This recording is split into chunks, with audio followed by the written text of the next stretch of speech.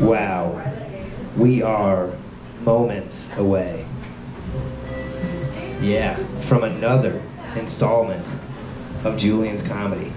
It looks like we have some people who wanted to be here. That's exciting.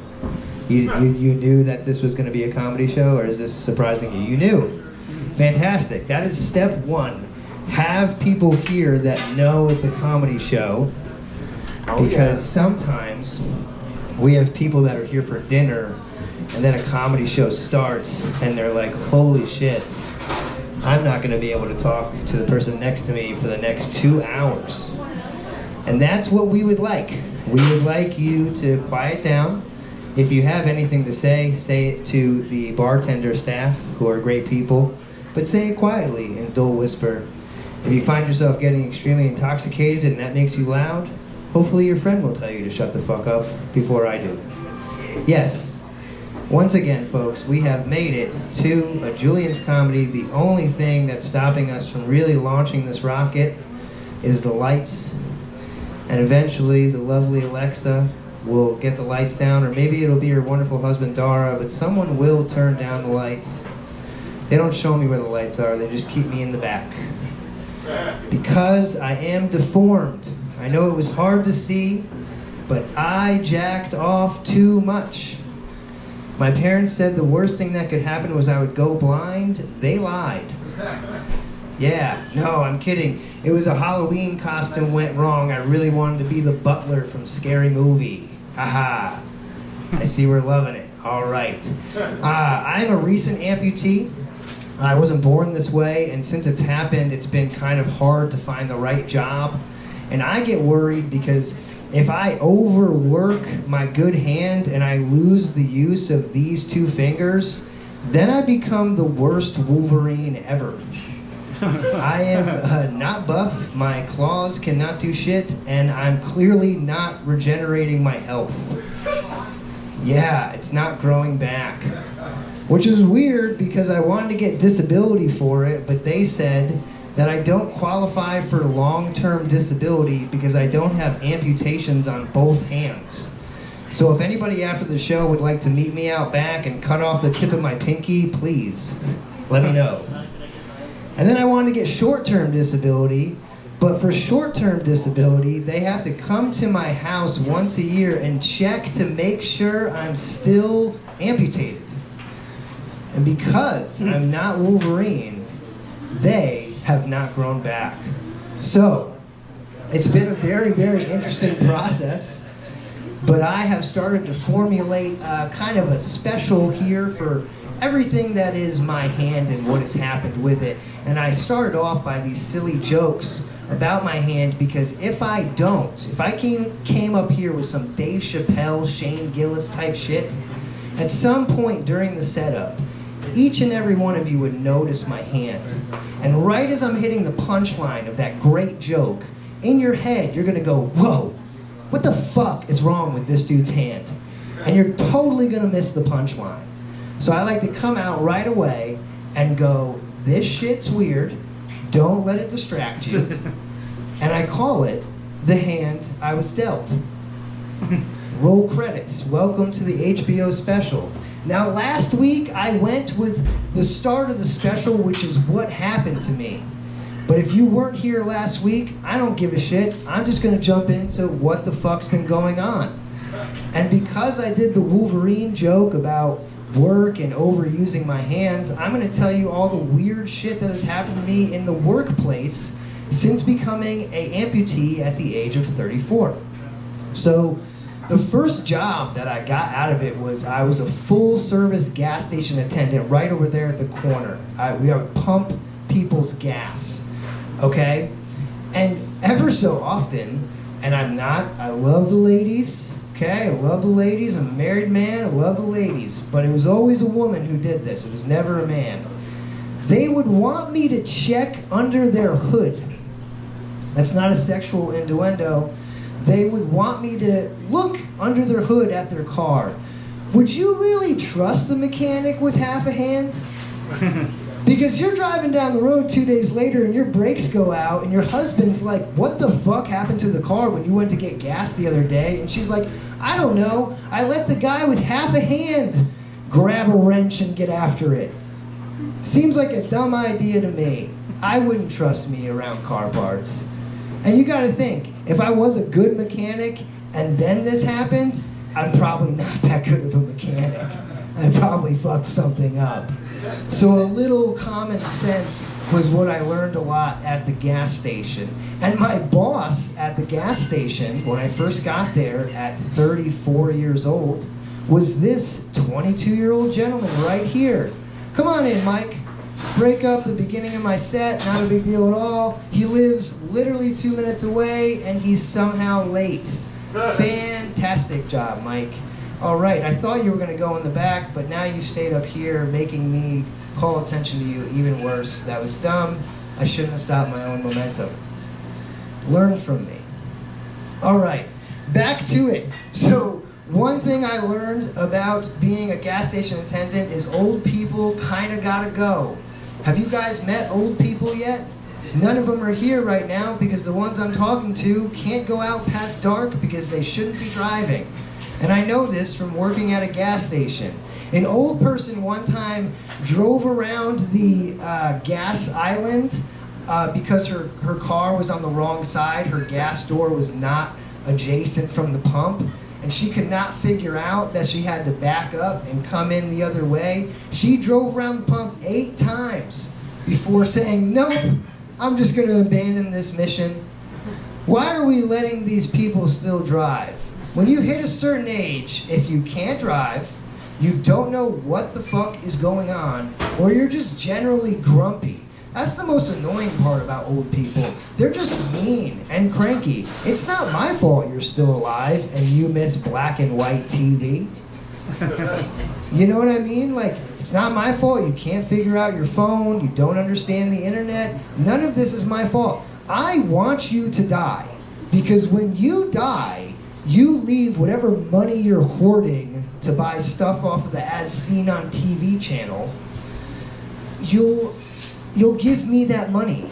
I will be rewarded with the death of old people. Ironically, in my real life, nobody has any money that I'll inherit, but someone in this room knows an old person that if they die, you're gonna get some money. And that old person, you hit someone. I see a gesture in the crowd. Someone dies, and if you die, he gets money? Oh yeah. But you're not old, you're here, you're cool. Today's my 62nd birthday. Fuck yeah, we got a birthday in the house. That's fantastic. Sir, do you have like a father or mother that's still alive? No. Okay, so they died and left you money. No. You made your money. Sort of, yeah. Did someone give you some money? It's not a lot of money that I have. See, I'm talking about these old people that are like above 85 that have like $500,000, but they like get really mad about the price of butter going up $1.50. Another place I found old people is I'm a cashier at a grocery store. Old people just lose their mind all the time. We don't have pennies anymore. Does everybody know the penny is gone? So now, as a cashier, I have to round the penny up or down to a nickel because I don't have pennies to give them. So I always say, will it be cash or card today, miss? Because if it's cash, I have to punch in a little button that tells me whether or not I'm rounding that penny down. And they always go, why do you need to know if it's cash? Why do you need to know? Nobody wants to spend cash anymore. And they just lose their minds. And we have to call a store manager and then still eventually invite them back because the grocery store is the only place old people can exist these days. That's what they do. They linger. Where are we in time, guys? Oh, we still got time. So I'll talk about another job offer that I tried to get in this whole process. I tried to leave the gas station and go work at Friendly Honda. If you're local to the area, you probably know where that is. Sweet. Friendly Honda liked me. They needed me to be this guy who like ran the call center and made sure that like We cold called enough people every day, blah, blah, blah, blah, blah, blah. And they loved me in my first interview. They loved me in the second interview, and it seemed like they were about to hire me. And right before the second interview ended, and it really seemed like they were about to hire me, they go, "Is there anything about you we should know?" And I go, "Yes. I have a petty larceny charge from when I was 20 years old." Now, petty larceny is anything under $1,000. I have a petty larceny charge for $50. That's the kind of criminal I am. I'm really trying to get you. I used someone's gas card when I was 20, thinking that they couldn't trace the cards. And in 2007, they couldn't trace the cards, but they could look on the cameras at the gas station and go, "Hey, that wasn't your card and you used it." So I've had this petty larceny charge follow me for my whole life. I'm 37 now, trying to get a job at Friendly Honda, okay? So I told them, I was upfront and honest about it. They said it won't be a big deal. We'll let you know about the job in a day or two. The very next day they email me and say, "We are no longer interested in getting you this job. We don't want it for you anymore." And clearly they think it's because I'm still a thief. And my whole point of this is, if I were to be a criminal in this day and age of my life, thanks for coming, guys. We'll see you next time. It's going to be a blast. I promise. You'll laugh at my jokes. No, you're killing it. Thank you. See, the people who laugh are leaving. This is fantastic. It's us now. No, we're doing great. I love it. We're warming up. We're warming up. And I was about to get to a punchline, but they literally walked right through it. How nice of them. Anyway, if I were to be a criminal in this day and age of my life, don't you think I'd be the most recognizable person? Do you know anybody who has a fucked up hand like this? Because if you do, if you know someone with my exact amputation, please let me know and I will frame them for a murder. Haha. Yes, I really want to kind of kill the boss, not the boss, the doctor who cut off my thumb. And I'll tell you why, because we got a little bit of time, we're still getting loose here. He really wanted to take my toe and put it on my hand. He was very adamant about doing that. He was like, "Yo, let me take your toe and put it on your hand. It's gonna be dope, and I know what I'm doing. I'm gonna amputate your thumb and put your toe on it, okay?" So right before I'm going under the operating table and the drugs kick in, the last thing he says is, "You know, I've never amputated a thumb before." Excuse me. You want to double down and take my toe and put it on my hand, and you've never even done the first part before? What the fuck is wrong with you? Every day I'm in the shower and just looking down and letting the water hit the back of my neck, I look at my big toe and I go, "Man, I would have fucking killed that guy." I would have fucking killed that guy. If I came up here with a fucked up hand and a limp, you'd be like, "This guy's a fucking mess." But at least now, my mustache and my high energy distracts you. But like I said, I want to come out right away and let you know, because if I did 11 minutes now and didn't talk about my hand once, it would be the weirdest fucking shit, right? Alright, I'll try it out next time then. Fuck it. You know, I think it would be weird as fuck, because the whole time you guys are going to be thinking, what the fuck happened to this goddamn hand? And what happened was a baseball injury. But we're not even going to get into it. I'm going to leave you guys on a cliffhanger. Just like you're watching a Netflix episode. So you come back the next time and you wonder, is he going to tell me how he fucked up his hand? You're from Massachusetts. You want to come back next week? Just because you want to know. And I still might not tell you. I might go into the magic school bus. Where the fuck is the superintendent? These guys are going on field trips every day. They're not learning shit. What the fuck is going on? And Miss Frizzle, she's got to work for the CIA. How does she have all this fucking technology? They're shrinking down and then coming right back? I have a child now. I watch a lot of Magic School Bus. It looks like you guys are not Magic School Bus fans. It's got a great opening song. And I am the opening comedian of Julien'S Comedy, and we have arrived. And coming up next is the gentleman that was over here that I thought was going to walk back there, but he did it on his own anyway. His name is Michael Poles. Oh, he's still here.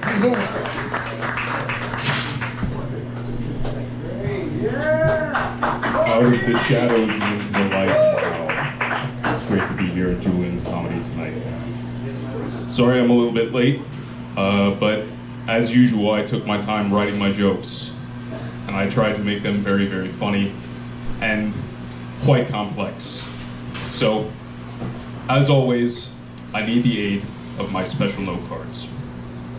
Please, if you can, try to follow along. What do you call a person with no legs? Skip. Down to earth. Joke number 2. What do you call a joke with no legs?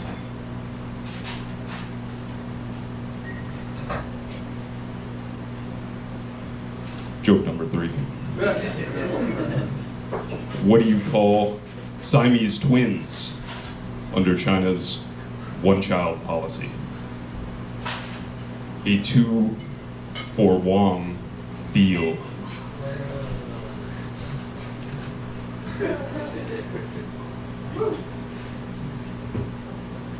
Joke number 5. What do grouchy sheep say during Christmas? Bah, humbug. Yeah. What do you call a sheep who likes to play coy? Bashful.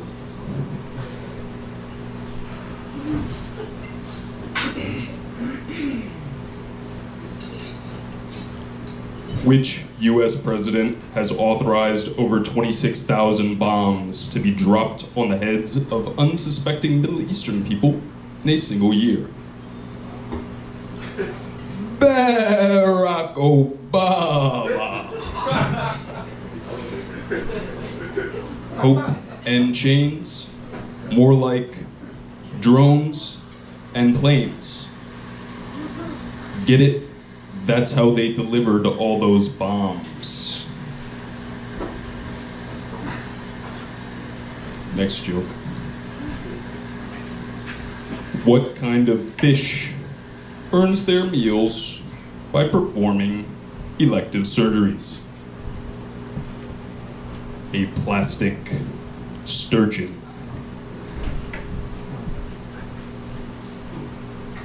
Who can we thank for Caitlyn Jenner's outrageously misshapen breasts? His plastic surgeon.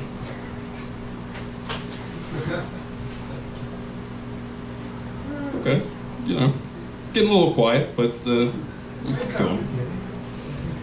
The shadowy figures who run the United States are trying to shorten the standard 100-year redemption cycle to 25 years. Need proof? In 2001, everyone in New York City was meant to hate the Muslims. 25 years later, in 2026, the man with the most Muslim-sounding name ever is inaugurated as mayor. There's your proof.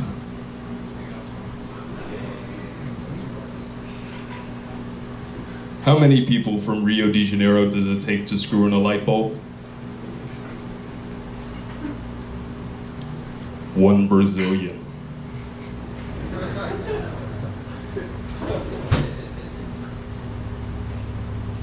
How many times did Bill de Blasio parade his black children around to try and garner public support? 2 Brazilian. Guess we got a lot of Bill de Blasio fans in the audience. The New York Knicks finally won an NBA championship after a 53-year dry spell. And I count myself among the millions lucky enough to bear witness. The only thing I've seen more impressive than the Knicks win was footage of actress Anne Hesh leaping out of her own body bag. If you want a great video to watch after this, believe me, it's a shocker.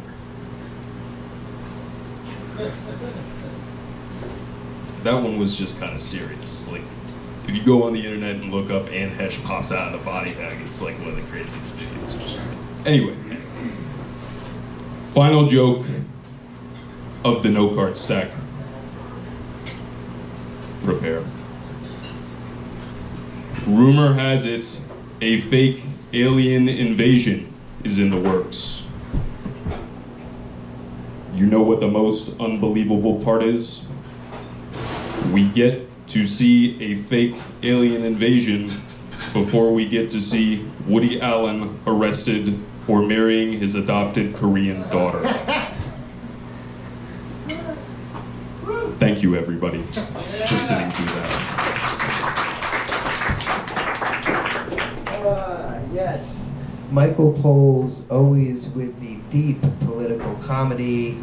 If you want to hit up Mike, you can look at Newsmax or whatever's fuck people who like political shit pay attention to. I don't vote. All right. Anyway, we have another very funny comedian. He's from all the way down the city. He does a lot of shows. He produces shows. He's a very active guy. His name is Nick Bailey.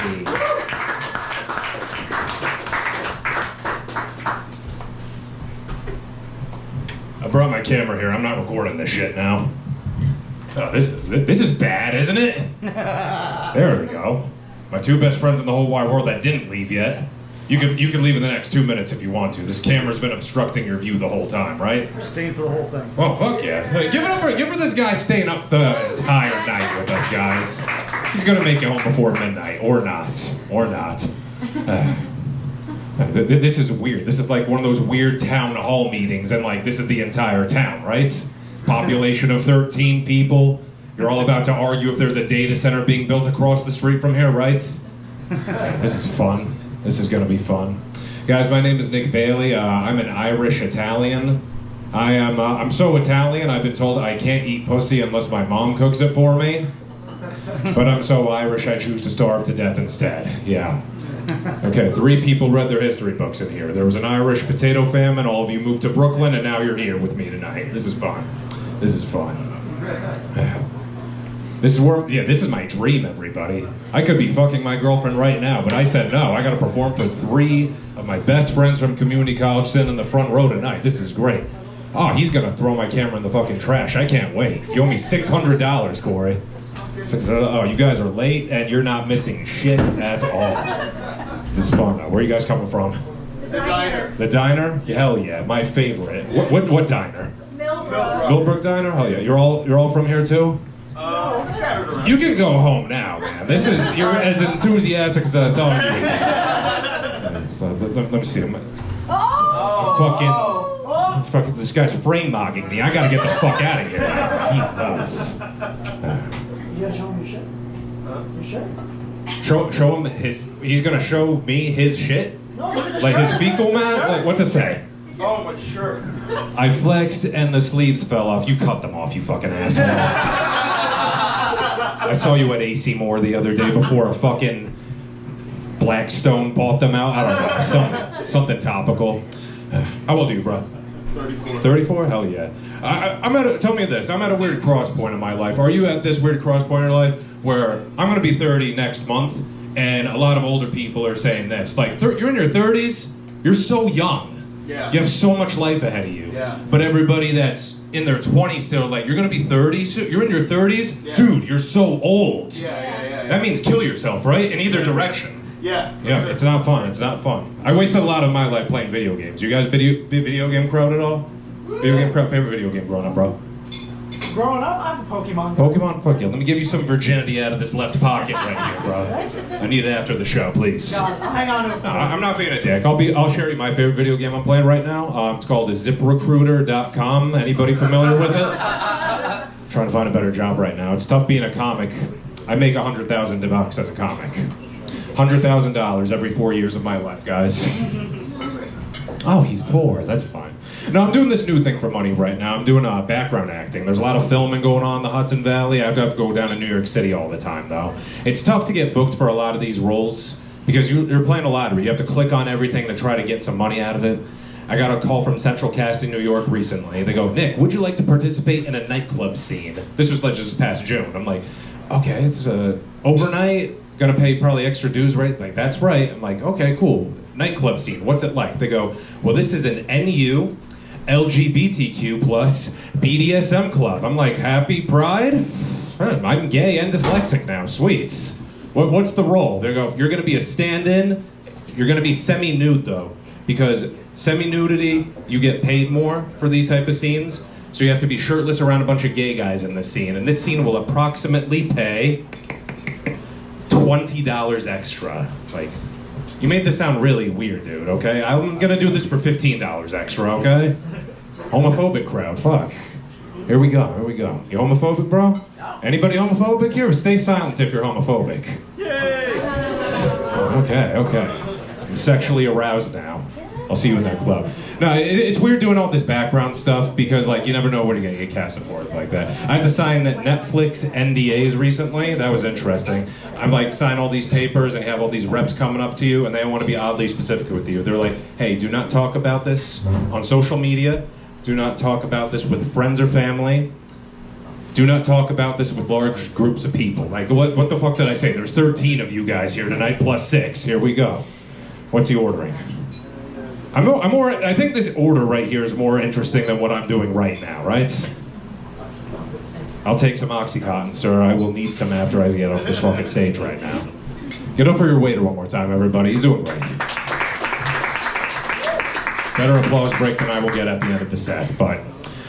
Now, let me tell you this. I had to go down to Randall's Island, New York every day for 5 days straight, and it's tough driving from the Hudson Valley to New York City, because this is what you gotta deal with. So I fill my gas tank, $25, not bad. And then I got to cross the George Washington Bridge, $15. Go to Randall's Island, round trip, $12. Yo, bro, can you drop me off at Midtown? My apartment's there. $9, go through New York's new congestion zone. I'm down to $55 already, and I'm losing money talking to all of you guys right now about this. And now New York, I heard there's about to be another $25 surcharge if I'm going to jump off of the RFK bridge. And, you know, I think, Mid-Hudson's closer by. I'll probably do that in the next 2 hours, but, he's right.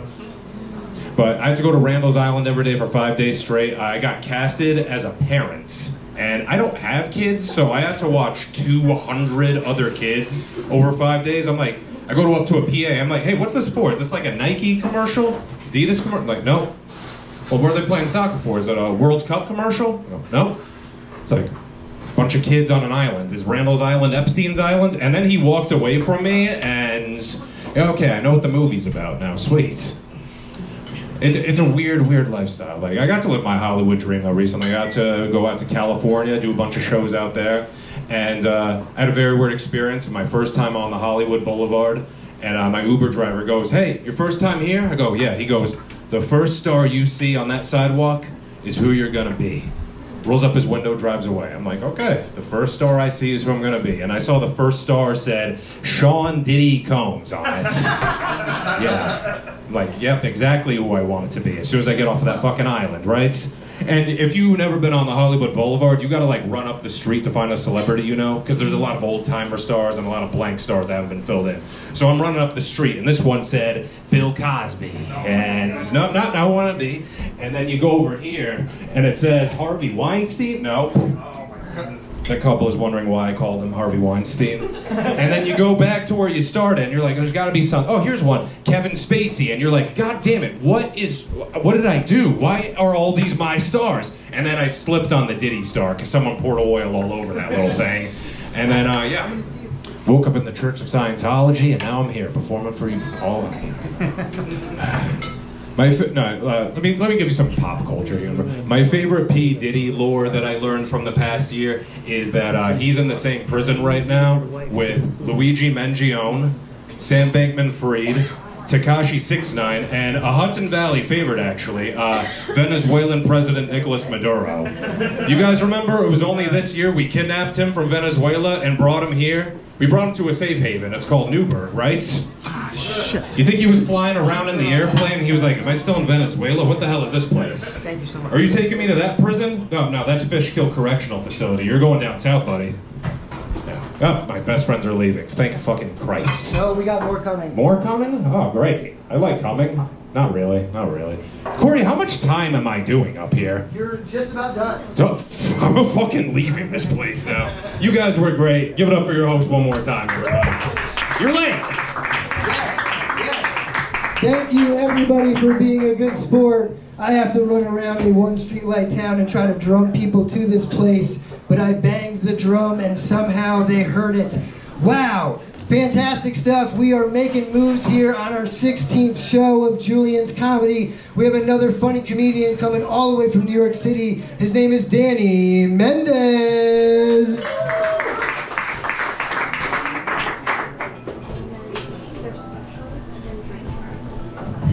All right, y'all, one more time. Clap it up for yourselves. Let me hear some energy, y'all. Come on, come on. It's Saturday, the Knicks won the championship. Let me hear some shit, man. Let's go. Yeah. That's probably the best crowd reaction I'm gonna get all fucking set. So, basking that in. I got it for the camera, so good. Yeah, man, anybody got kids in the crowd? Clap it up if you got kids. Only the old people in the back? All right. Y'all haven't ventured in that area yet? All right. Well, yeah, let me let y'all know, man. It's tough. I just found out my son, he's on a spectrum. I never even knew what that, who's clapping for that? Fuck you. That shit don't come with benefits, motherfucker. We don't get a monthly check. But the day he found out was the day I found out what the spectrum was. I never knew what that was. So he's at the doctor, and the doctor does his test, you know, he asks him questions, does whatever he does, comes back to me, says, you know, Mr. Mendez, I'm scared to inform you your son may be on the spectrum. I'm like, Doc, I don't know what you're talking about, bro. At the house, we have Optimum. There's no way he's on the spectrum at all. I never even heard of that, so just turn around, do the test again. So he's like, no, sir, Mr. Mendez, what the spectrum is, it's a condition that kids grow up with, and it's a, you know, sometimes they have trouble paying attention. And, you know, as he was saying all of this stuff, I wasn't really paying attention because I seen a picture of like a pussy on the wall. And I was reading all the terms and everything. I was trying to find a G-spot. I couldn't find it. You haven't found it either? Me either, bro. Shit's in there somewhere. That's how I got 2 kids. I had to hit it at one time, twice at least. But yeah, I couldn't figure it out. But I heard the doctor say something about hereditary. So that's when I snapped back to reality. I'm like, whoa, doc, you can't say that he got the spectrum from me. I didn't, no way. Because growing up, my mom had Verizon. And that's the fastest of all the spectrums. Like, that shit load up everything real quick. So yeah, long story short, we're both on meds. Take him every morning right before school. It's crazy that his teachers was the one that told me I need to take him to go get evaluated. Because he wasn't paying attention in school and this and that and third. First of all, before I say what I gotta say, any teachers, anybody that work in the school district in here? Yeah. Where? I used to work with behavioral therapists for kids with autism. Oh, that's just Gavin, he don't count. Fuck these schools. They don't teach shit. I'm starting to realize that they don't even teach you the real things. So I understand why somebody like my son, he's only 10 years old, but fuck it, you don't wanna pay attention because it's boring, I understand. Like I recently found out Christopher Columbus, we all know him, right? You know, the Great White Hope, yeah, he's one of y'all heroes. I wouldn't be here if it wasn't for him. Clap it up for Christopher. Clap, Craig. Christopher, yeah. Craig, clap. He's blushing after I said that shit. He's like, stop, I love him. I love Columbus. You understand Christopher Columbus, that's not even his real fucking name. I don't know shit. You don't know? I don't know shit. All right, I'm sorry, I ain't been attacked you now. We cool, bro, we cool. No, I know. But I figured out that's not even his real name. His real name is Cristoforo Colono. Which, first of all, it's a sexy ass name, I ain't gonna lie. Like that's your girl right here? Yeah. You would not bring her here if you would have found out Cristoforo Colono is over here. That motherfucker sound like he could pull a rose out of thin air, just put it in his mouth. Before he introduced himself to you, he got clams in his hands. He's, my name, Cristoforo Colono. Like, damn, Chris, calm down, man. Sit your ass down. And then going deep down the rabbit hole, I figured out he had a different name in every country he went to. So he was born in Italy, you know, Cristoforo Colono. He went to Spain. His name there was Cristobal Colombo. He went to Africa. His name was like Marcus or some shit. I don't know. Maybe Christopher Colombo. I don't know. all I'm trying to say is, that's not suspicious to me. Like, to y'all, like, then he comes to America, Christopher Columbus, like almost every country he went to, and when they got off the boat, his friend was like, Mr. Christopher, are you sure we are finally in India? He's like, whoa, bro, don't call me that. You know I got warrants. Now put this tape across my eyes and call me Chris Chan Lee. Because they was in China, you know. I'm just saying, I know a motherfucker on the run when I see it, all right? I'm from the hood. I don't know if y'all can tell, but that motherfucker was on the run. He probably had like 6 different IDs, 10 different pairs of teeth, all made of wood, copper, whatever the fuck. Like, you can't trust that dude. Yeah, I'm from the hood.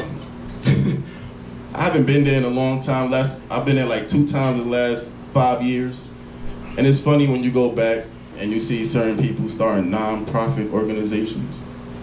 Like very sketchy people, you know? You know they're sketchy because you used to buy drugs from them, you know? And they always got some non-profit organization, and it's always an acronym of what's currently going on.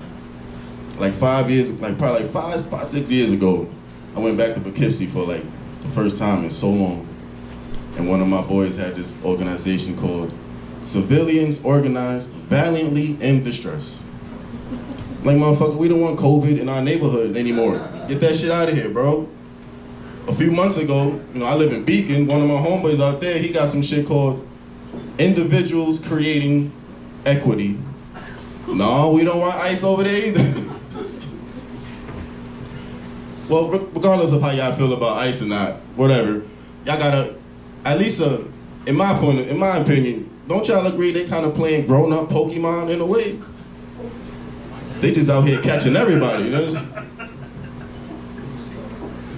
He's like, yeah, I played Pokemon before, you're right. Like, imagine, you know, somebody like me walking down the neighborhood and they just pop out the car, they're like, hey, what's your name? And I get scared, I don't know what to say, I'm like, Armando. They're like, it's an Armando. Kevin, I choose you, detain him. And then we having a fucking real life Poke battle in the middle of the street. Do. Use taser. Like, y'all gonna help me? No, fuck y'all, all right. Any hip hop fans in here? Yeah. Any Diddy fans in here? Nah. Man, I wasn't a Diddy fan, but I was a real Biggie fan. Notorious B.I.G., you know, that used to be my guy. But then, you know, Diddy got caught and certain Biggie lyrics came up to my attention and everything just looking weird to me now. Like, first of all, I'm mad Diddy got caught in the first place. Not because I didn't want him to get caught, but because he didn't have to get caught. Like, he took a plane or his private jet to an island where they didn't allow no extradition. That means you're safe. They not gonna tell you come back, can't get the army to go get him. You safe, bro. You beat the game. But then he came back. And I think it's because he heard it wrong. I think he heard them say they don't allow no extra dicks in. I don't know if y'all know, but Diddy need a new dick every now and then. Like, he called up his friend, he was like, hey, yo, man, come pick me up. I'm the last dick they letting on the island. Hurry up, man, I'll meet you halfway. I don't even think they're gonna let you come back. Yeah. There was one, I'll leave you off on this one. There's one Biggie lyric. I hate saying, but it's just to make a point. You know, like, this your girl right here and everything. And there was a song that Biggie had. The first thing he said was, when I first met you, I admit, my first thought was to trick. You look so good, I'll suck on your daddy's dick. You would never, no. Right? That's the most craziest thing. How did the father feel? But, like, if that was me, I'd tell my daughter, you can't bring little Big Biggie around here no more. I don't know who he's really after. Like, bro, I'm talking to you, motherfucker. I'm sorry. I'm my bad, bro. He's mad, but he'll fuck me up.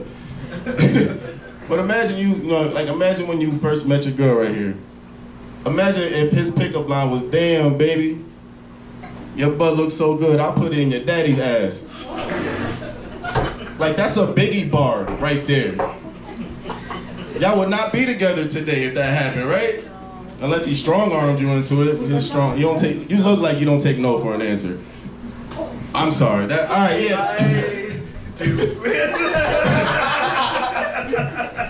My name's Danny Mendez. Y'all appreciate y'all. Yes, I was a very big Notorious B.I.G. fan as well until I also heard that same weird lyric. So we're on the same page, Danny. Okay. All right, this next guy, oh, we have a commemorative hug going on in the front. That's cool. It shows how much we're all enjoying the thing, loving it. We're getting out of here. These guys were unimpressed with the comedy. That's all right. Come back next time. Yes, sir. Yeah, come back. Yeah. All good. Drive safe. Here, we are here. It's Julien'S Comedy, and the next comedian is Joe Jester. Yes.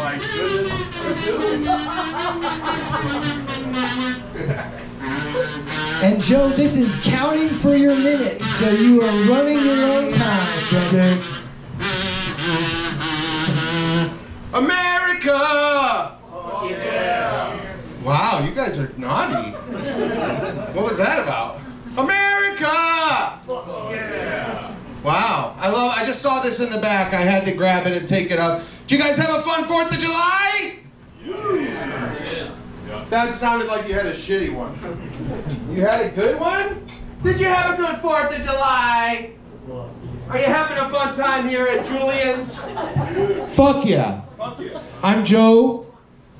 I'm not Sloppy Joe. Actually, I am a Sloppy Joe. I am. I'm really sloppy. If my fiance knew how messy the apartment was right now, she'd be pulling her hair out. She's not home, and I don't know if guys, if you live with a woman, like, when you get the house alone, do you kind of like let it go? Let it get a little messy? Anybody? Yes. I decided to bake bread today for the first time. Yeah, why do I have to do that when she's out of the house? Women, you should be encouraging your men to make bread, right? What do you think? Yeah? I wanted to, there's 3 bananas. I'm like Googling banana bread, and I made a fucking mess. It's so bad. I'm leaving it for when I get home tonight, but, you know, I'm Sloppy Joe. I'm not a trader Joe. I don't do any trading, okay? No wife swaps, unless that's what you really want. No, I'm just kidding. Fuck you guys. I'm not. I do like that show Wife Swap, where they just swap it out. Been watching a lot of TV. America's like a big reality TV show, right? I remember my favorite one. I used to watch The Apprentice a lot. It's so good. You like that one? Money, money, money, money! Money! I can't believe we were being brainwashed that whole time. I used to watch that with my dad and like get all, this guy's cool, he can fire anybody. No, it's all right. I don't care what side of the political aisle you're on. I'm not a judgmental person. I don't judge people unless they look like a bunch of assholes. I'm not sure about you guys yet. Are you a bunch of assholes? Yes. You are? We all have one, right? We all have one. I just think we should make love and not war. So that's kind of a hippie idea, right? I mean, we have all these video games about war, but we don't have enough about love. So if there's any coders, I'm trademarking right now Call of Booty. Who wants to help me design a game, a first-person fucker? Come on, this will be huge when old people are in the nursing homes. This guy gets it. We're gonna have our virtual reality things on, and like, they don't teach people how to make love. Danny doesn't know where the G-spot is. That's a problem.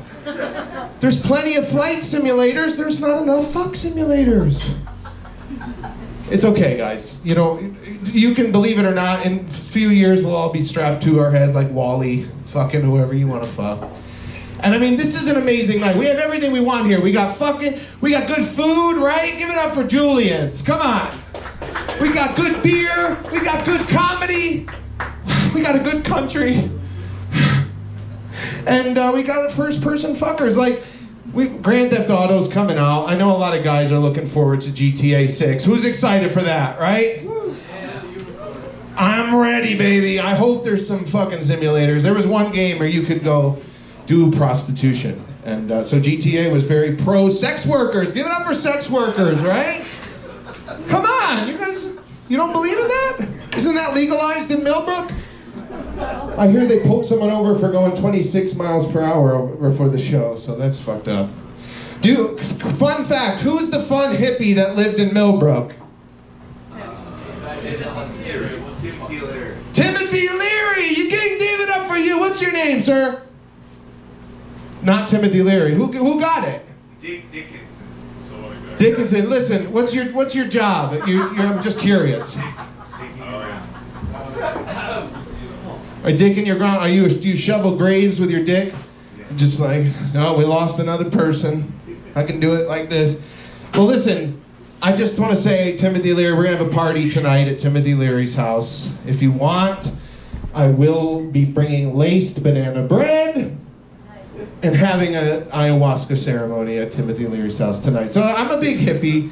Make love, not war. And just try to let your partners cook and bake. Okay? Don't be kitchen Nazis. I just want to bake. I tried to explain it like a video game form to my partner. I'm like, in Sims, you know how you have to do something to get the little green line to fill up and get level 2 baking? That happened for me tonight. Do you guys see my little green diamond up here? We're all living in a simulation. You know that, right? Are you guys in the simulation with me? Come on, it's okay. Don't worry. I like my sushi fried. Cold beer on a Saturday night. Over here at Julien's house in the simulation. Yeah, motherfuckers aren't laughing. They don't have a sense of humor. I'm hitting you with my best stuff. I'm saying, come on, let me get a little love, Julien. It's all right. It's been a tough week. Yesterday, I went to a show. It was a tough crowd. I was in the audience, actually, and I said to one of my friends beforehand, break a leg. And I didn't realize they were in a walker. It was fucked up. And it gets worse. It gets worse. I saw them in the walker. I saw them stretching out their leg. I'm like, oh, they're in the show. I'm like, I said, their friend was like, don't break a leg. Jesus, they have issues with their legs. No, I think I'm a witch because I fucking cursed her. Okay, minutes later, she's on stage and falls over. And I went and picked her up. So just be careful with what you say, right? Can we just say, we're gonna save the world in Millbrook. We're gonna save the world in Millbrook. We're gonna make love, not war. You're the worst cult ever. How did Timothy Leary get you guys all brainwashed and you can't even be hippies for 10 minutes? It's not New Paltz anymore. I'm not in New Paltz anymore. I'm in fucking Millbrook. You guys are macho men. I get it. Listen, I'm not a macho man. I'm more of a matcha latte shaman. Okay, I like a green drink. I like to help my friends out, wear beads, get to the core of the problem. Like, get right in there. I have a psychology minor, for goddamn sakes. Let me give you LSD tonight. All right, no one's interested. I think I could be really good at a lot of jobs, but they drug test for weed, so I can't do it. Like, I think I would be an incredible flight attendant. Don't you think I could get out, hey everybody, we're doing to have such a good night tonight. Chill out, relax, make yourselves at home. I'm gonna do 10 minutes of motivational speaking. Give your all LSD, and I'll be in the back, and some guy will come over and be like, Joe, wake up. You ate all the Lorna Doones, motherfucker. Come on. Get up. They drug test for being a flight attendant. Did you know that? Your literal job is to be high all day, but you can't get high. Do you guys, anybody smoke? Anybody like the ganja? Okay. You should try it. You should try it. I think I could be a great police dispatcher if I was stoned off my ass, right? People already tell me I'm a little too, like, toxically positive, maybe. They're like, there's an intruder in my house. I'm like, all right, just, have you tried to hug him, maybe? Or just kumbaya, man. Just sing to him. Just look him in his eyes. I always thought I could like talk myself out of a school shooting. You know, I'm sure there's a few people here like, no, I would fucking tear through you, man. First target, biggest target, you're going. Brrr. Please don't ever shoot anyone, okay? I'm just trying to say that. I know we're in America, and this part of the culture is like, get a gun and shoot it. Don't. Shoot your targets. And by that I mean go to Target and disassociate, like I do. Anybody else like to disassociate in the shopping areas? It's fun, right? I mean, like, life is filled with highs and lows, but being high at a Lowe's, that's one of the lows. Yeah. I've never been more demasculated when I'm like, hello, hi sir, you work here at the Lowe's? Where are the mouse traps that don't kill the mice? I don't want to kill a little Mickey Mouse. I'm a good person. I don't even kill bugs because I love all forms of life. Don't you guys? You guys fucking hate me, don't you? You hate people? Come on. Life is filled with beautiful people, beautiful homes, and with this, I'll just say, as you ramble through this life, whatever be your goal, keep your eyes on the donuts and not upon the hole. I'm Joe Jester. You've been a fucking incredible audience. Thank you! All right. If I knew he was going to end with a poem, I would have done a poem. Because if you've been here before, you learned that I am a rapper, and he's going to stop that kazoo in a second here. That's better. All right. We've made it to the middle of the show, guys. We've got some speed and some steam now. We got through Jolly Joe Jester. Here we go. His name is Gavin. Roman, make some noise. You guys done eating your food? Gavin. Is this thing on? Gavin. I said, is this thing on, ladies and gentlemen? How we doing tonight? You guys all finished eating? This is gonna be a bumpy ride. Hey, yo, bitch. I'm talking. That's right. Thank you. You're welcome. Yeah. So I was saying, you guys want to hear about my hemorrhoids? I'm not actually a mean person. I'm a cool guy, I promise. I started all hot there. What's your name? Tyler. Tyler. So you look like a Tyler. You're pretty ripped, dude. I don't know if you can tell. I'm pretty fucking jacked. Oh yeah, dude, I know. That's right. I lost 100 pounds this year. It's fucking crazy. Bear clap at that. I quit smoking after 22 years. My girlfriend left me because I play Magic the Gathering too much. It was out the door. Yeah, I became a competitive Magic the Gathering player. And now I go to orgies. Yeah, and they're exactly what you think. It's just 7 other Magic the Gathering players and no hotties. It's weird. I got invited to one. The dude was like, yo, there's just one prereq. I was like, what, gotta wear a mask or something? He's like, nah, it's even weirder. I go, weirder than a mask, huh? I was just talking about this orgy I went to, man. Catching you up to speed. No, it was a fucking potluck. That's crazy. Who brings food to a fuck fest? I'm gonna roll up to room 303 with Nana's casserole. Secret recipe from the old country to fuck your middle-aged wife. No, that's crazy, dude. Nah, she didn't leave me because I can't play Magic. It's really because men suck at laundry, right? You do your own laundry? I do my laundry. You're gay, right? I can tell. Dude, gay dudes and pregnant women love my comedy. I don't know why. That's like my overlapping Venn diagram. There's a lot of butthole talk usually, is what it is. But anyway, nah, men suck at laundry usually. And I'll tell you what, you show me a guy in his 30s who still sorts his clothes by whites, mediums, and darks, I'll show you a guy whose girlfriend beats him. Yeah, I am going through a breakup. I'm about to go back, kick the fucking door in like John Wick, take the dog back. I'm ready. Did something fall? Oh, you ever just want to kick a bitch upside the forehead? Yeah, nah, but that orgy was cool. I'm looking at the back of my beer because science is magic when you think about it. I know that you tell me a seed, you plant a seed, it makes a tree, and eventually I gotta drive a car through it or some shit. And to you, kind wizard, that's fucking magic still. I don't care what you say. Yeah, porn's gotten a little out of control.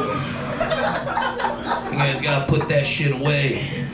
I like Googling big titties as much as the next guy. Even as a gay dude, I bet you Google big tits once in a while. They're great. You know, who doesn't like big titties? But if you're lighting a fucking candle to watch clowns pop balloons in high heels or some shit, you're doing a lot. I just gotta say, you should chill out. And phones are getting out of hand, man, when you think about it. These phones are fucking crazy. These kids broke their damn pinky finger. Did you hear about this? The pinky finger is crooked now. Kids are being born with a crooked finger to hold their phone up straight. You fucked up the stupidest of the fingers. Your generation, we did. Yo, they're getting lazy eyes. You look at your phone too long, you get a lazy eye. Yeah, you're nodding too. If I knew looking at ass was gonna make me cockeyed, I'd be gay. I'd never look at a woman again. You tell me my phone's gonna give me a lazy eye and a crooked pinky finger, the fuck can I do with that? That's why I started losing weight. I got a cramp wiping my ass one day. What am I gonna do looking like Forrest Whitaker with that too? Just walking around looking ass ugly all day. You don't get ass looking like Forrest Whitaker, I promise you. You look like Tyler over here. That's how you do it. Nah, I moved to the city recently, and the city's a wild place. I think the camera's not looking at you. I don't give a fuck where the camera's looking at. I got tits still, I ain't that skinny. I don't like cameras. You know how much baby powder I gotta put on my back fat to slide into my Spanx to get up here, man? I've been me and Pusha T keep Johnson & Johnson in business the amount of baby powder I put on. Someone told me baby powder will fuck around and give you cancer, and if that's what kills me, fuck it, God had it coming, I'll be there, we'll talk about it. Man, I beat 22 years of smoking. If baby powder took me out, that'd be wild. That's a weak bloodline. You had it coming, bro. The sun might have taken you out. Like, I would never had allergies. I'm now allergic to bees, and I also have no health insurance, because I don't know if you know this, but comedy doesn't pay great. I'm a starving artist. That's the secret to this journey. But nah, dude, all of a sudden you could just get allergies. Did you know that? Just wake up at 40. Like, I can't do poison ivy and bee stings now. Mother Nature's like, fuck out of here, you had too much fun. I saw you butt chug Robitussin one time, sir. We gotta get you off this planet and quick. You need Jesus, a bottle of water, and a heavy talking to. Now, how do we feel about lifeguards? It's a dumbass job, right? Nah, lifeguards, that's a crazy ass job for one day of the year because it's... JP, you got 6 kids. You are a lifeguard. That's called a parent. If you just went out one day because it's sunny and you're like, I'm gonna give this 16-year-old stoner the responsibility of my child for the afternoon, don't kill him. That's crazy. This kid's just doing this to smoke weed after school with his friends. This is not a real job. You have no license. You didn't pass a test. You didn't jump through fire. Here's a dumb kid. And some guy rolls up with 6 ass kids and they're like, watch them today, lifeguard. Fuck that. I hope your kid grows. Signs are stupid when you think about it too. Man, I saw a sign that said swim at your own risk. I wasn't even looking at like a toxic puddle or anything. It was a beautiful pool. But I love life, so I didn't want to risk it. I didn't get in. Why swim at your own risk? What the fuck is gonna come out of there? That's crazy. I also hate deaf kid at play signs. I worked with autistic kids and simultaneously had a cocaine addiction.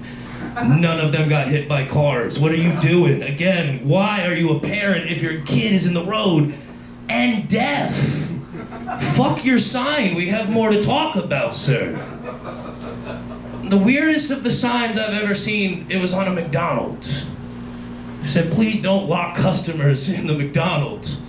The fuck? Wow, no shit, Sherlock. Don't lock anyone in anything. That's called kidnapping. I locked 2 hookers in my trunk, officer. It sounds terrible. I'm letting them out, though. I just went to take a smoke break. Like, I had them for the hour.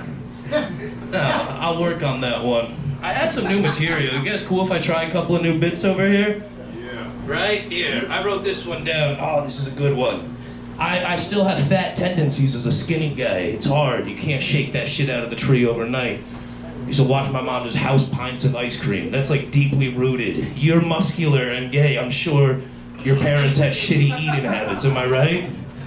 You're a brolic gay dude. I bet your dad loved a Snicker bar. Nah, but I got fat tendencies that are roughly, deeply ingrained. I was eating a snack wrap on the way here and I want to get something on me. I dislodged my neck like a turkey vulture just so I didn't get ranch on my tits to come talk to you. That's crazy. You guys remember Naked and Afraid? I'd win that show, and I'm positive. Not even like, oh, I got skills, I can fish. No, I'm bipolar. They don't let you bring 3 months of medication with you. I'll be naked and off my meds. I'll definitely win. All right, we're gonna save that one for later. I think it's been a great time. Thank you for having me, everybody. This has been an awesome show. Give it up for Julien's. Actually, I don't know if you know this. The greatest piece of sushi you could ever get is in a pizzeria made by a white lady. Talk about a joke. Nah, the fucking food here is amazing, everybody. Give it up for your host, your bartender. I always have a pleasure coming on out. Thank you. Gavin Rowland sounds like a guy who's trying to convince Beetlejuice to do some PCP.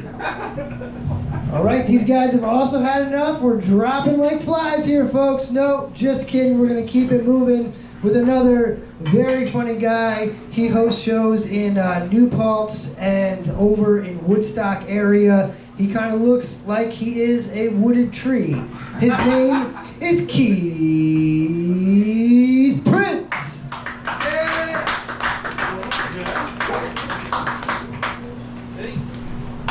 Oh shit. Tony left? Alright. Fucking Tony left. Oh, Jesus Christ. Guys, I want to start off with apologizing. Some of my jokes, the punchlines, they're not always apparent. Like Casey Anthony. If you guys think that joke is mean, then you're not going to like my Jeffrey Epstein joke. It's not child friendly. No, that one didn't age well. Guys, my parents came out. Can you guys at least clap it up for my parents? Give it up for them. They're here in spirit. They're both dead. It's okay. I had to move out at some point. It's frowned upon to sleep in cemeteries. Anybody dating in this room? You dating? We have anybody on a date? These two. You dating right over here? Where at? Right here. Right there. You guys are on a date? Cool, man. I remember I started dating around I was 17, right? And I got my first titty picture. Girl sent me my first tit picture. I was excited. Didn't know what to do.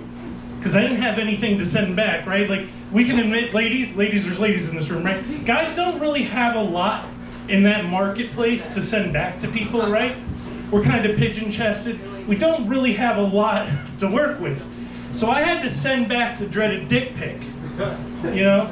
And we can all admit here that dicks are not photogenic, right? They're not photogenic. Nobody wants to get a picture of the worm from Tremors minus Kevin Bacon, right? It's all weird. You're starting to like try to find angles where it looks a little bit bigger, you know? You go and you get the undercarriage. Don't ever send the undercarriage. It's not something you want to see. The grundle's a real thing. Don't ever send it to anyone. So I finally take a pristine penis picture, both phonetically and visually stunning, I will let you know. I took this picture and I sent it off into the ether to my girl who sent me the breast pic. I said, it went out. Ding! Immediate response. She either really liked it or really didn't like it. So I was nervous, right? I didn't know I didn't want to open it. I was freaking out. I opened my picture and I see my mom she texted me back. Don't get ahead of me. I had sent the dick pic to my mom. I had sent the dick. My mom. Anybody else here have encouraging parents? People that they encourage you for the wrong things. You know, like at the times where you don't want to be encouraged, right? So I had sent this dick picture to my mother, and I'm looking at her fucking response. My angel of a mother, sir.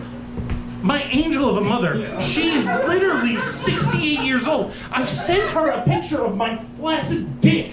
My fucking dick, right in my hand, holding this. She created this thing, and now she's eye to eye with my fucking one-eyed monster.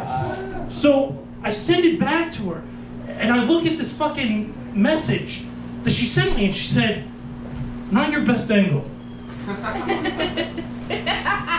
How the fuck do you respond to that? How do you respond to not your best angle from your mom?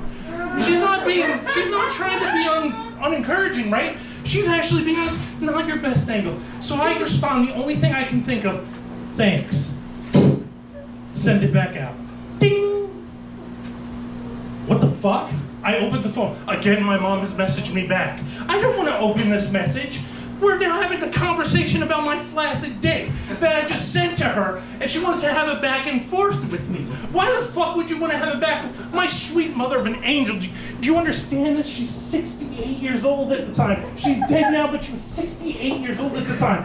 And she wants to have a full-on conversation about my man piece. I open the thing up, and she says, "You come from a line of growers, not showers." And from across the hall in my house, I hear my father on cue. The fuck we do! I will let you know that my father has never been supportive of anything I fucking did. My dad left me at 4 years old because he went out and decided to rob Haagen-Dazs. This is a true story. He took a gun and robbed a fucking ice cream man. You can't be the cool kid in school when your dad's robbed the ice cream man. None of the kids wanted to hang out with me. I didn't have the Carvel desserts. My fucking dad robbed the ice cream man. But don't feel bad for that son of a bitch because his time was soft served. Oh. Sorry, I went on a little tirade there. I'm not a tirade. I'm sorry, guys. I apologize. I'm growing up, though. I'm growing up. I got older. You know, me and that girl we started dating. She's into, like, you know, when you start to date someone, you want to find out the kinks, the things she likes that she doesn't tell everybody else about. You know what I'm saying? Like, you know what I'm talking about, sir, right? You know, sucking on toes, eating ass. You know what I'm talking about. This guy knows what I'm talking about. He likes his ears licked. So she's laughing because it's true. So we find out her kinks, right? Her kinks that she likes phone sex. And my kink is role play. I like to call up and do different voices and shit like that. So I think, you know what would be fun? Call her at work. Let's make it freaky. Let's call her at work while she's doing her job, right? No idea what the fuck she does. We just met. She sent me a titty pic. Now I want to get freaky with her, right? So I call her at work. 911, what's your emergency? She's a fucking police dispatch?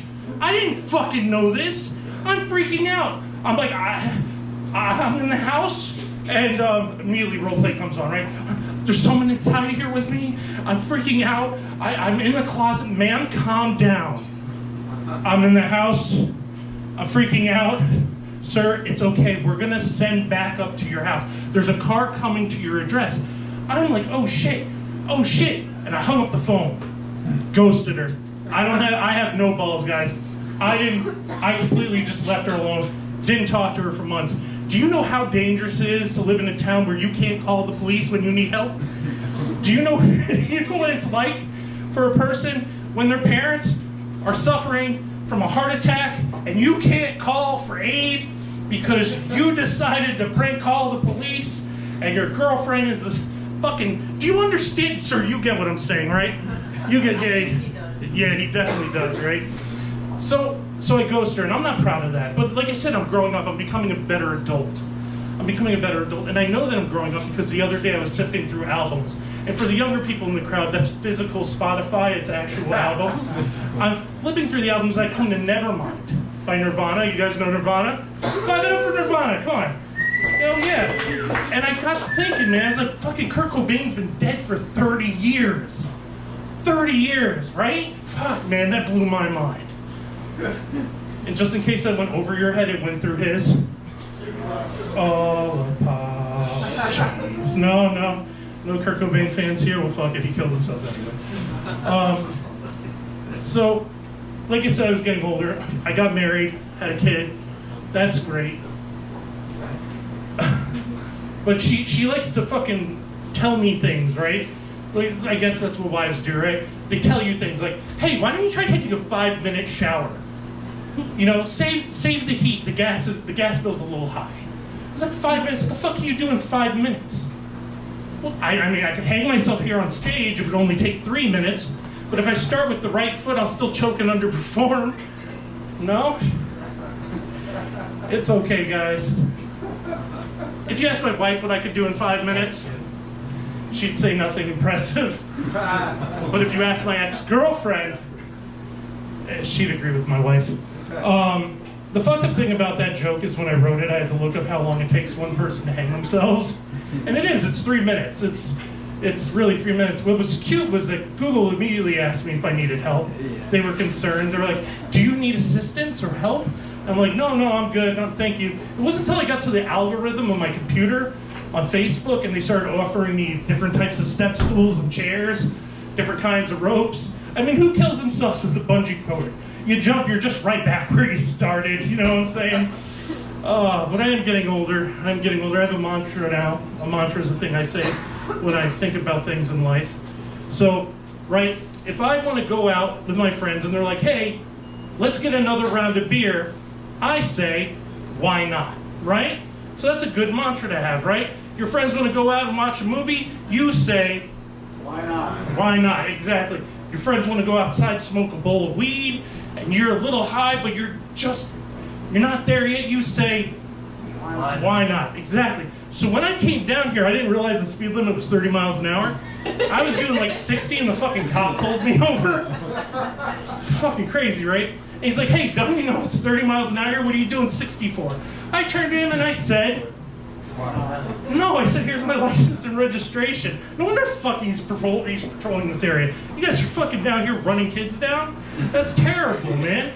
You look for the slow kids that play signs, right? Yeah, that's terrible. That's terrible. But I have a kid, like I said, I have a kid. She's, hey guys, what's going on? That guy looks like he would hunt me. Sorry, man. You just got that hunter look at beer, man. Fucking cheers to you, sir. Fuck. He'd go out and grab the grassy bit. Yeah, he went through here about 3 days ago. Yeah. Due west. But anyway, like I said, I have a kid, right? And we went to a carnival. You guys have carnivals out here? Fairs and shit? Right? And I won her a goldfish. And we took it home and the goldfish did what? It died. My goldfish died on my daughter.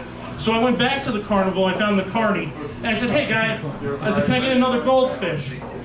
And he's like, want a fin, play to win. I was like, what the fuck? What kind of weird Dr. Seuss shit is this? Want a fin, play to win. So I'm down a car payment to this guy trying to win back the goldfish, right?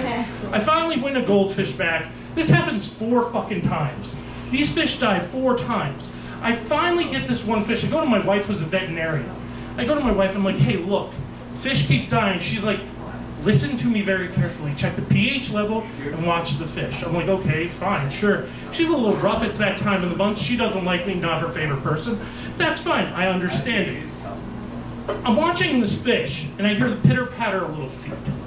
And in comes my daughter, and she drags a chair over to the goldfish tank. She climbs up on the chair, and she puts her hand in the water.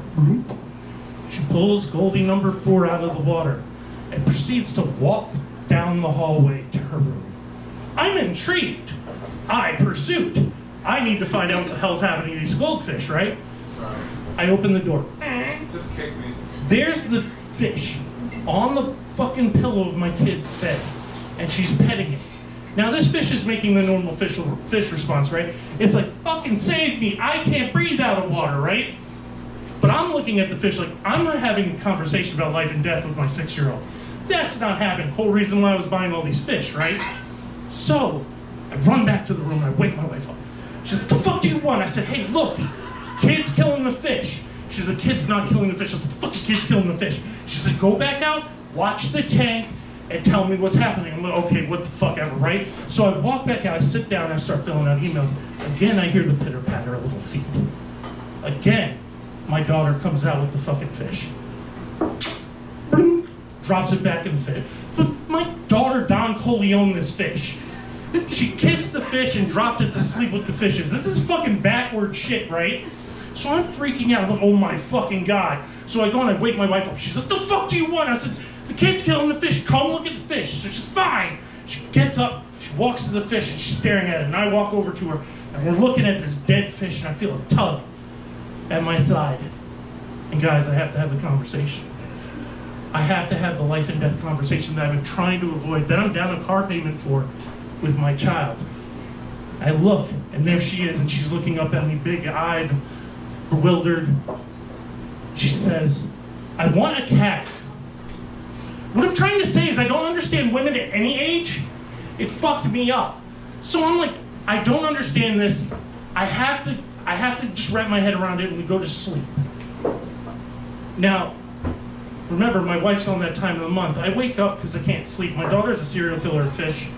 I don't feel comfortable in my own home right now.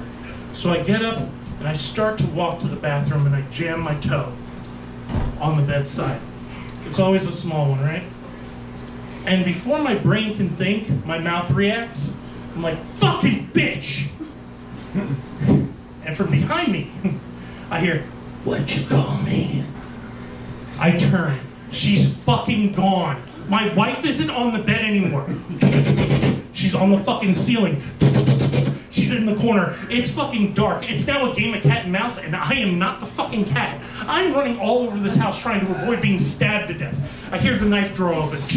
Oh God, I know it's gonna happen now, right? So I run back up the stairs. I'm trying to fumble around with my pants. I find my phone, I run into the fucking closet. I'm like, oh Jesus Christ, I hear her dragging her fucking nails across the wall like Predator. She's like, what'd you call me? It's like fee-fi-fo-fum, and I'm gonna fucking die, right? I'm like, oh Jesus Christ, what's happening, right? I fumble with my phone, I get my phone and I call 911. I'm like, 911, what's your emergency? I was like, my wife's trying to kill me. I'm in the house, I'm in the closet, and I hear from the other side of the phone, she goes, Keith? Guys, I came immediately. It was my girlfriend, my ex-girlfriend. Guys, you guys gotta follow, Jesus Christ. It's okay, it's okay. That's called a callback in comedy.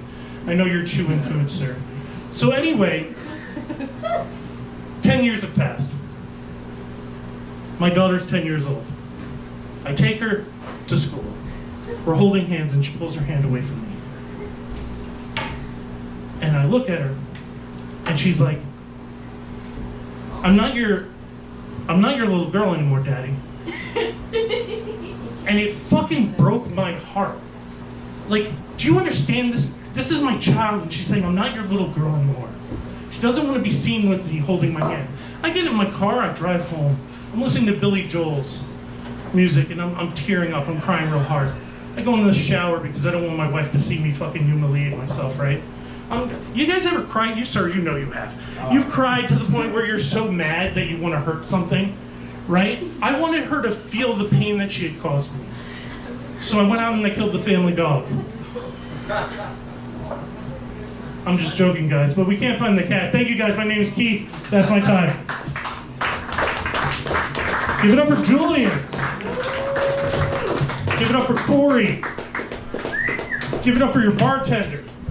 Tip your bartender. Tip your bartender. Yeah. Yeah. Tip your waitress, or they'll shit in your food. I'll shit in your food, especially yours. Yes, fecal matter in the food to end the set, going out with a power punch, Keith Prince. We got 2 more comedians for you guys. You got some time for 2 more comics? 2 more very funny people. This is a young cat. He's coming up in the game. He's very fun to listen to. He's also very tall. His name is Rex Laniel. Keep it up for Corey, guys. I'm not going to waste too much of your time. You all clearly very much respect the social contract. Thank you for staying here. You've been very kind. I'll tell you about myself. I was raised by a single father. Anyone else? You know, there's less people raised by single dads than there are millionaires. I'm fucking special, dude, okay? Not really. It's fine. If you don't know what it's like being raised by a single dad, it's like you have a single mom, but like without the groceries. Having a single dad, it's like I have a roommate, but my roommate is me from a dark future. He's me from a dark future. Like if I don't find love, I go bald, that's me. He's alright though. He's got a dog. You guys like dogs? He's a dog lover, right? My dad's got a dog named Oliver. That wouldn't bother me if he didn't name me Rex. You know what I mean? Like, whose name belongs on a collar, Dad? That's really unfair. If I start doing well, are there people outside? No, they all left. If I start doing well, it'll be funny. Someone's like, guys, he's actually okay. He's alright. You guys like dogs? You guys like dogs? Yeah. Pretend your dog is here. I love dogs. I feel bad when I hear things are bad for dogs. My friend told me that his dog has anxiety, which is really sad. I thought that only happened on the 4th of July, right? His dog has anxiety, and the anxiety's so bad they have to put him on Prozac. I'm like, your dog is Tony Soprano now? He's like, every week in therapy, he's like, guess who showed up at my house again this morning? This fucking mailman's got no sense of boundaries whatsoever. There's a lot more to that, but you guys are tired. You guys keeping up with the World Cup? You guys fans of soccer? An honest crowd, I like it. I don't fucking like soccer either. I don't care for that shit. I hate World Cup season because it shows you how fake your friends really are. Think about it. Your friend is rooting for a country he's never heard of in a fucking sport he doesn't even like. My friend is posting status updates about Finland. He doesn't have any Finnish relatives. I didn't even know he liked soccer. Fake as fuck. I don't know. World Cup season is tough for me. I work at a restaurant. Can you believe that? Can you believe I have a day job? They're making me work. Can you? No, yeah. I wait tables. That's rough, right? Like, I think about this a lot. You don't want to be thinking about your dream at work. You ever catch yourself just at work, just like, I'm not supposed to be here. It's supposed to go different. And it didn't. No, I have my whole life ahead of me. It's okay. That's what I tell myself every night before bed. No, when I first interviewed for this serving job, the owner of the restaurant, he's like, it's gonna be great to have a comic on the staff. I'm like, what do you like? He's like, you know, for the customers. I'm like, wait. You think I'm gonna run bits by customers? Yeah. Could you imagine I'm waiting the table? I'm like, hey, is this anything? Is this anything? The guy's like, oh yeah, decent premise, faulty execution. Speaking of lackluster delivery, how about my fucking calamari, you piece of shit? I've worked a lot of different odd jobs. I used to work at a go-kart track, which is where you meet the dumbest men in the country working at a go-kart track. You ever meet someone who's so ignorant they loop around to being correct? We had a bar mitzvah one time at the track, and I had this real dumb coworker. He goes, yeah, only a Jew would have a bar mitzvah here. I mean, he's technically not wrong. Unless Chinese people are having bar mitzvahs, and I didn't know about it. But he meant that as an insult. He thought that bar mitzvahs weren't just a Jewish thing. I don't know what he thought they were. Dumb guy. These are the people strapping in your children's seatbelts at the go-kart track. He wasn't even old either. He was like a young, stupid, racist guy. And all of our coworkers are Mexican. He's just saying anti-Semitic shit out in the open. I don't know. I have a weird work history. I don't know. I haven't had a totally dull summer though. I left the country for the first time. I went to Toronto, which calling that like your first time leaving the country is kind of like saying a blowjob is losing your virginity. Like, I know I'm cheating, but by some metric I'm not. I don't know. I went to visit this girl, and I really like Toronto, man. Like, it's like there's things they have that we don't have. Like, they have healthcare, and I remember everyone in the city is like, oh, they're never gonna make the buses free. But then all week in Toronto, I'm riding the streetcar for free. I'm riding the bus for free. I'm like, isn't this great? Like, they figured out the free bus. She's like, oh no, they didn't. We've just been dodging the fare. I thought I was in a socialist paradise here. Turns out I'm just in love with a thieving fucking evil person. Wow, how much more betrayal can I take? I'm not good at relationships, honestly. I'm not good at it. I didn't have, a single dad. My dad's twice divorced. He doesn't have the best advice. Like one time I was like arguing with an ex, and he's like, Rex, she's testing you, right? I'm like, yeah, I guess she is testing me. Now remember when you were in school, what would you do when you knew you were going to fail a test? Oh, you cheat. You cheat or you give up, you know what I mean? Those are your two options. That's the kind of advice I grew up with. And I'm not, I can't be a pimp. Even if I try. This is a Metroid shirt. I think people like they confuse like autism with being cold-hearted. Like I don't have social cues. I don't, you know what I mean? I don't know, it's hard. I don't like relationships. I feel like commitment can kind of you ever date someone and when it's casual, you guys just have this chemistry, and the minute you make it official, it just goes away? There's this, when you meet the right person, the commitment strengthens it. But most cases, the spark is gone. Like I was dating this one girl, we kept it casual so long. She's like, why can't we just make it official? And I'm like, well, if you want to be honest, because I like the fact that you still pretend to like my stories. You know what I mean? She's like, no, baby, I swear, I'm always gonna like your stories. And I believed her. 2 weeks later, I'm trying to tell her a story. I heard that one. Yeah, it's fucking funny the first time, it's funny the 5th time, I never get sick of that story. All me and my friends do is tell old stories. You know?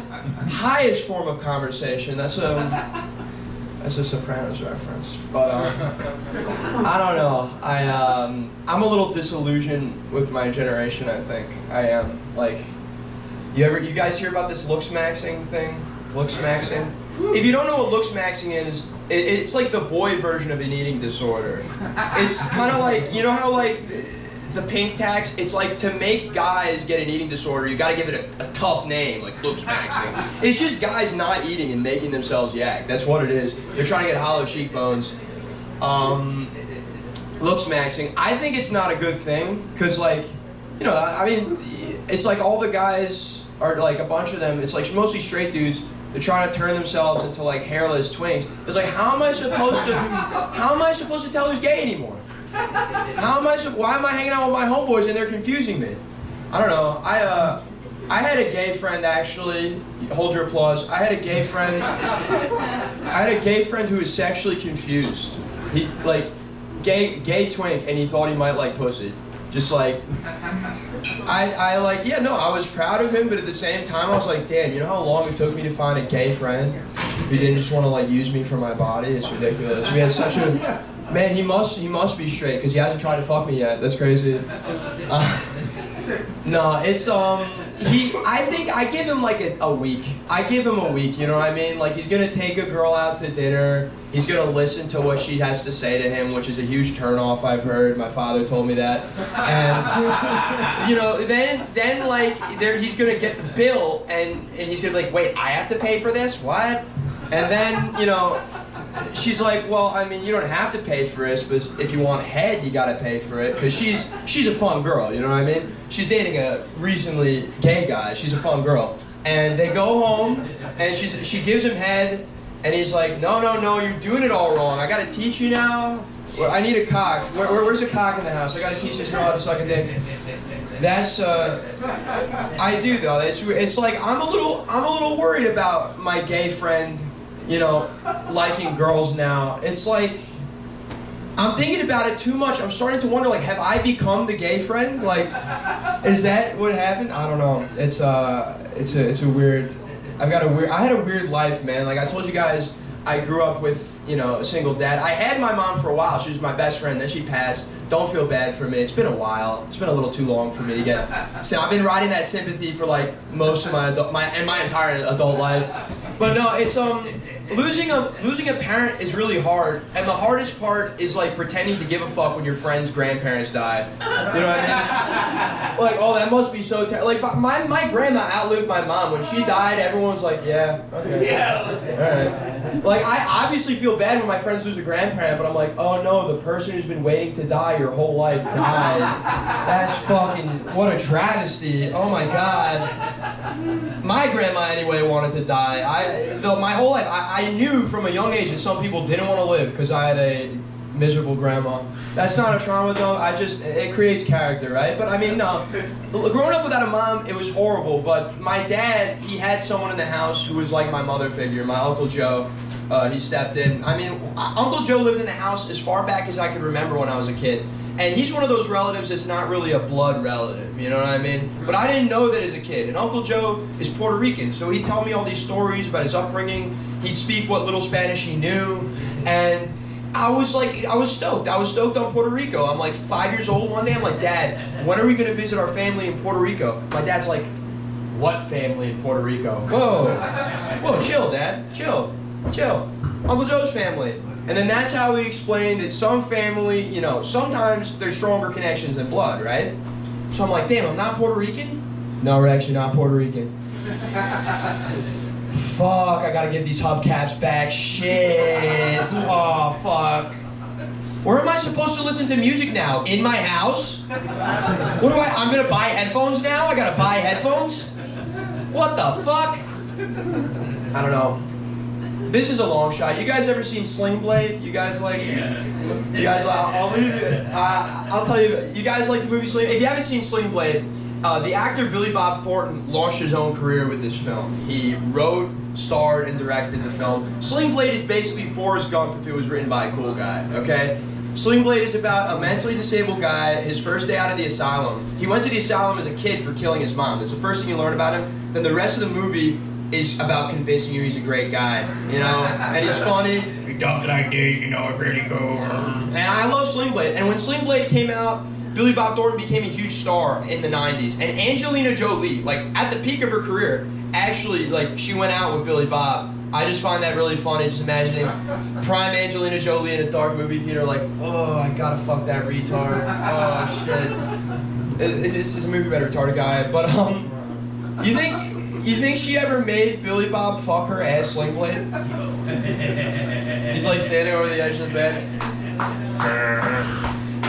Kinda look like a banana. I don't know, I'm unhealthy. I've got bad habits. Anyone else? I'm an American, I have to. Like, I smoke cigarettes. I shouldn't, I know, there's a zit on my nose. I shouldn't be smoking cigarettes. I have the face of a child. I shouldn't be smoking cigarettes. But I do, because they're good. I get what the hype is all about. I saw that commercial as a kid with the lady in her fucking, the thing in her neck, and I'm like, oh my God, how could you still smoke after that? And I get it. I get it. It's, you know, like, I used to hear that, like, a vape was like 12 packs of cigarettes, and I'm like, oh my God, that's horrible. Now I hear a vape is like 12 packs of cigarettes, I'm like, that's a great value proposition.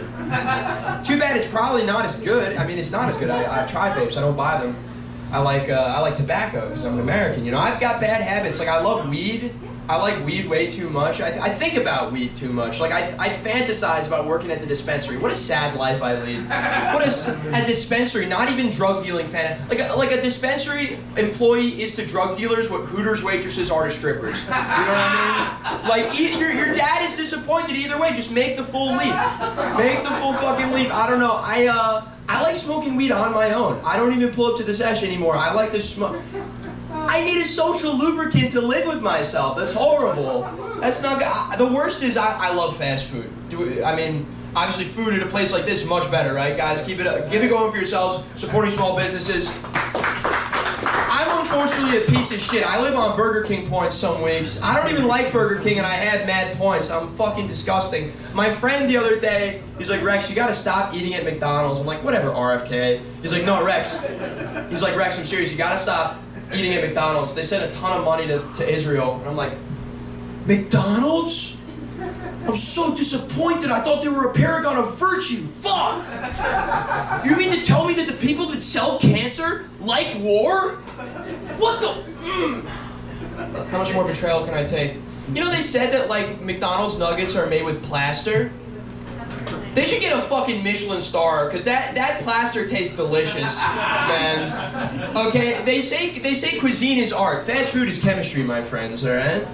I'm like Walter White. I'm eating fucking McDoubles. I'm like, stay out of my territory. I'm like pulling up, they fuck up my order. I'm like, I asked for no ketchup. That's new. I just thought of that. I'm probably not going to use it again. I'll leave you. You guys seem to like me. Let's talk about politics. Let's put a nice bow on it.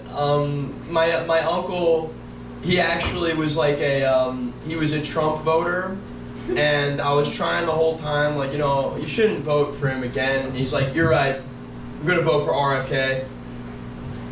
Like, yeah, switching from Coke to Pepsi is fucking awesome. I'm like, he still thinks RFK would have won if they let him debate. I'm like, what would have happened? Like, Trump's up on one side, he's like, they're eating cats and dogs. They're eating all of the pussy in Ohio.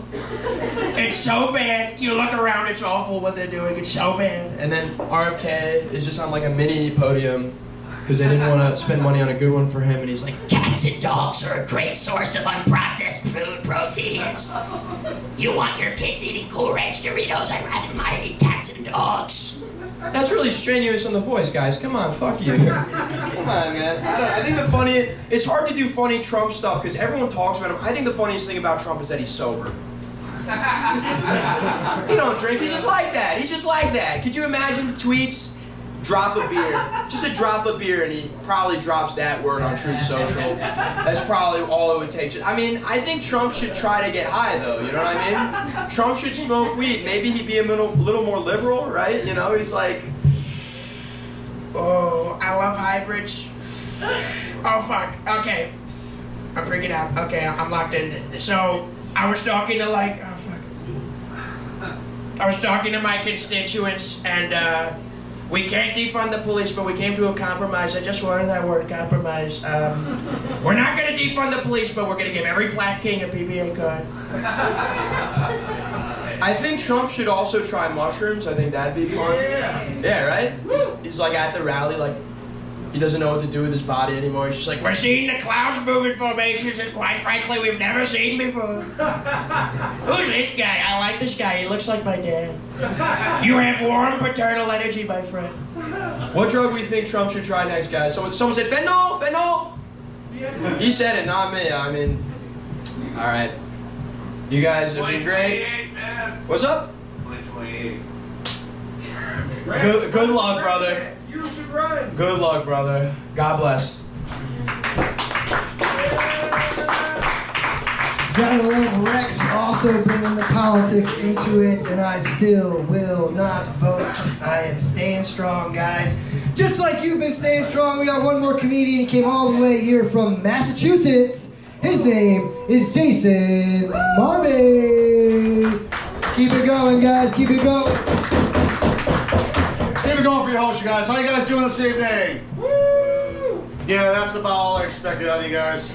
Fuck, I've been sitting here the whole time, like waiting through this group of comedians to get out here and perform you guys. And I watched table after table leave, and now it's just me, my girlfriend, and the 9 of you. So, thank you guys for being here. Give yourselves a round of applause for being here.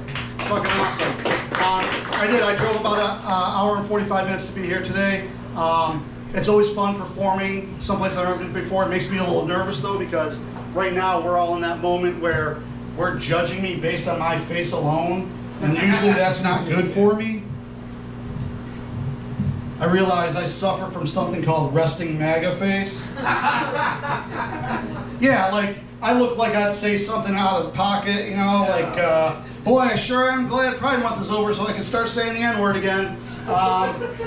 Doesn't make sense, but yeah, that looks like what this face would produce, but quite the opposite. You know, I'm a liberal.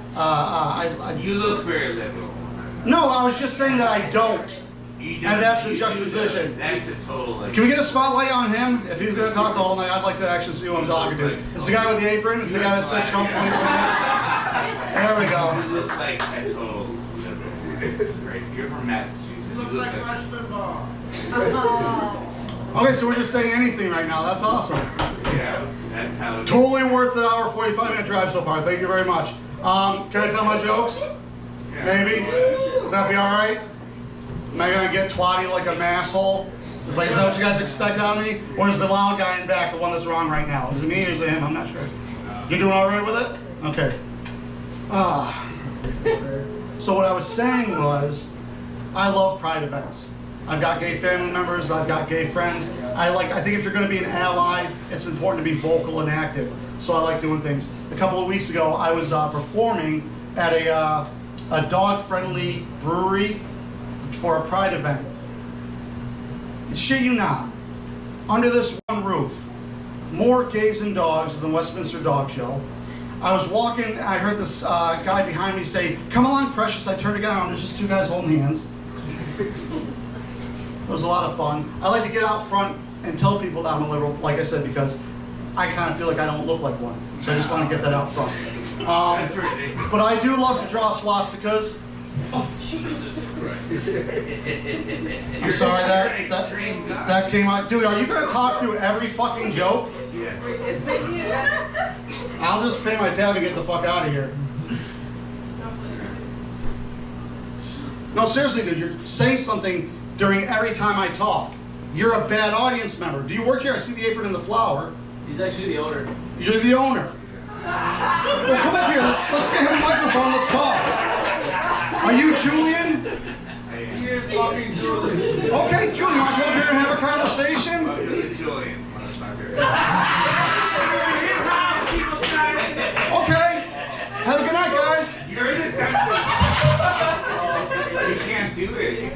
night. Good night. No. Keep going. Keep going. Keep going. It was good. It was really good. It was really good. Keep going, man. Don't stop. Don't stop. You got time, bro. Come on. I'm not gonna act like he has his like everyone gets. I got half a word out. He was already talking already. He got the fucking come on, man. Like he was like your premise was not acceptable. I hardly got a word out, dude.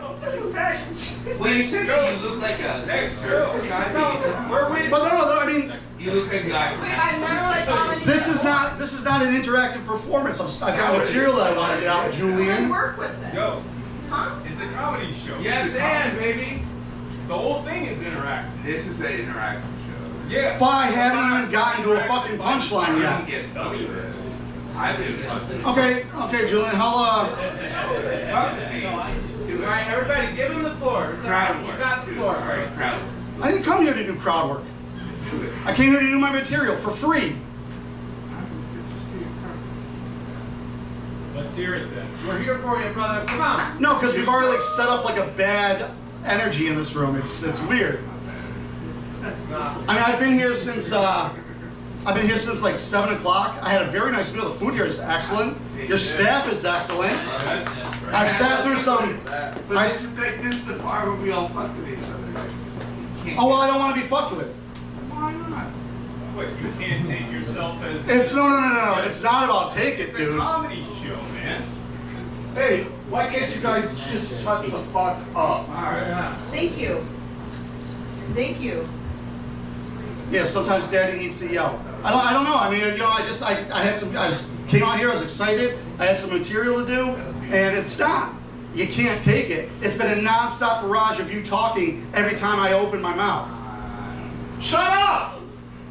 This guy. Right, come on, let's go. This is great.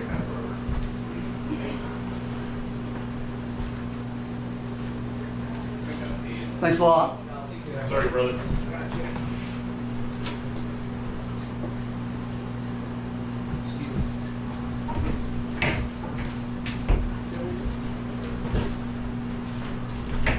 All right, let's give a big round of applause for our friend from Massachusetts.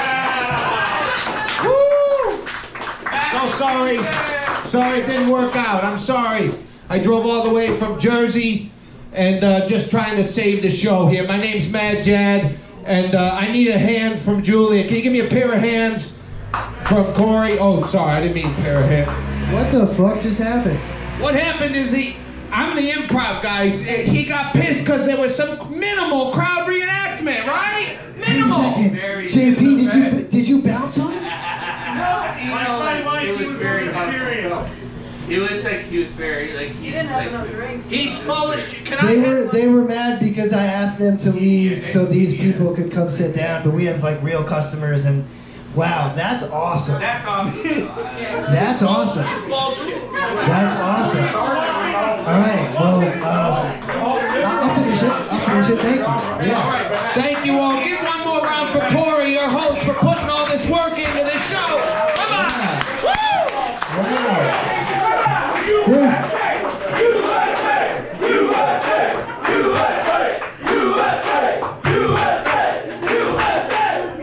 Was he upset because JP called him a liberal? Alright, hey, I got one more thing before we wrap this up. America! We're gonna... Hang on. We just gotta put a bow on this. I know, thank you, Jolly Joe Jester. The last thing I wanted to see was Joe with the microphone again. Jesus Christ. We're gonna go out back or out front and smoke some weed. You're more than welcome to join. I really like weed because if you smoke weed, it makes you really focus. And brushing your teeth while you're high is really enjoyable.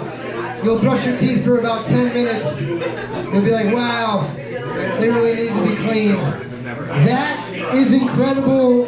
That's one for the books. All right, turn up the lights, turn on the music.